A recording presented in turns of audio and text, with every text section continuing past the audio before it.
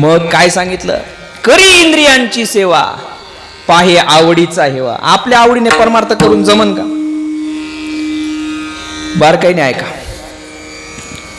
आजी, लहान लेकरू आहे. काय? लहान लेकरू आहे.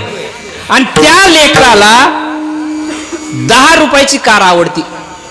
कार इतकी आवडती, खेळण्यातली इतकी आवडती. आणि केवढ्याची कार?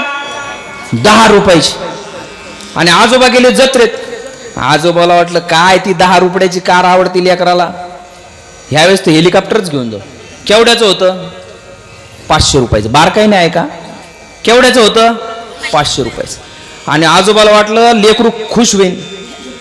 काय ती 10 रुपयाची कार, लेकरू खुश होईन. आणि गेले गल्लीत. जसं आले लेकरू बाहेरच उभं होत. जोरात पळत सुटलं आणि त्या बाबाला मिठी मारली.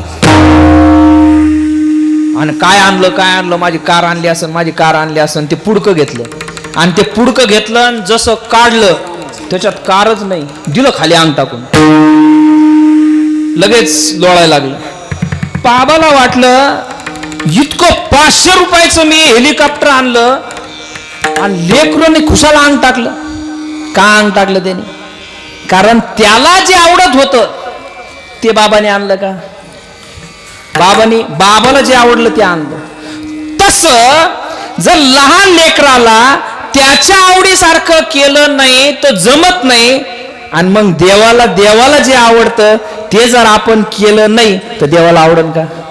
विठ्ठला